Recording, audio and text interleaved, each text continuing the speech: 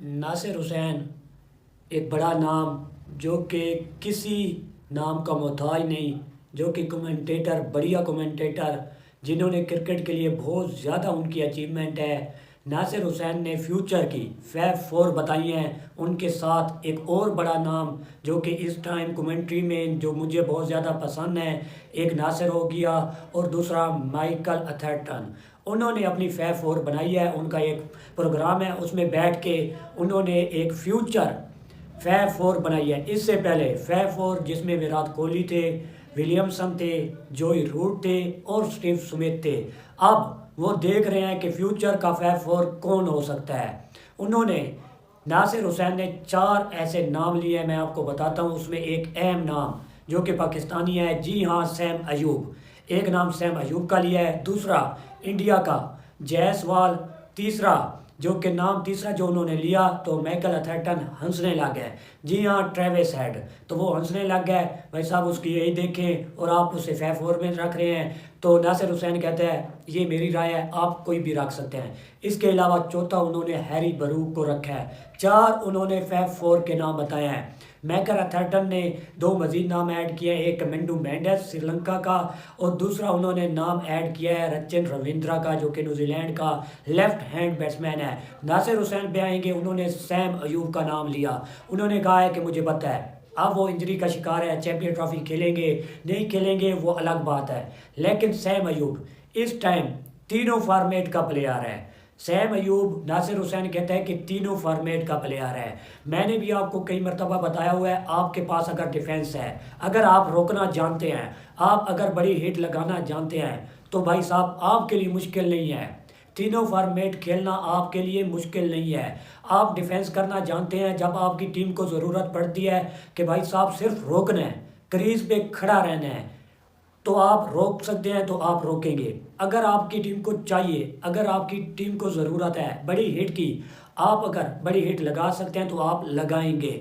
Sam Ayub तीनों format का best player है। इस टाइम पाकिस्तान टीम में बहुत ज़्यादा आप कह सकते हैं कि परफॉर्म कर रहा था, लेकिन बदकिस्मती जो भी आप कह सकते हैं, नज़र लगी जो भी है, अनफिट हो चुका है। लेकिन सैम अयूब के हवाले से शाहिद अफरीदी भी कहते हैं, सब लोग कह रहे हैं कि भाई साहब जल्दी नहीं करनी, इसके हवाले से आपने जल्दी नहीं करनी। जब तक 110% यानी 110% ये मुकम्मल फिट नहीं हो जाता, इसको नहीं खिलाना। भाई साहब इसके बारे में आपने रिस्क नहीं लेना। ये एक ऐसा फ्यूचर आपका स्टार है जो कि आपके तीनों फॉर्मेट में खेल सकता है। इसके पास हिट भी है, डिफेंस भी कर सकता है, स्ट्रोक भी खेल सकता है, हर चीज़ इसके पास है जो कि प्लेयर के पास होनी चाहिए। जो कि आज के दौर में मैं मानता हूँ, अगर आपके पास हिट है और आपके पास डिफेंस मूड है तो भाई साहब तीनों फॉर्मेट में ये मेरी नज़र में है। बाकी जो जो भी गए मुझे नहीं पता, लेकिन मेरी नज़र में आपको अगर हिट करना आता है और आप अगर डिफेंस कर सकते हैं तो भाई साहब आप तीनों फॉर्मेट खेल सकते हैं। सैम अयूब इसी कैटेगरी का बैट्समैन है। T20 खेल सकता है, ODI खेल सकता है, टेस्ट खेल सकता है। भाई साहब वो टेस्ट में बहुत ज़्यादा इंप्रूव किया उसने। ODI में जिस तरह ऑस्ट्रेलिया के खिलाफ वो खेला, आपके साउथ अफ्रीका के अगेंस्ट खेला, जिम्बाब्वे के अगेंस्ट खेला, यहाँ से उसकी हाइप बनी, यहाँ से उसका बड़ा नाम बना।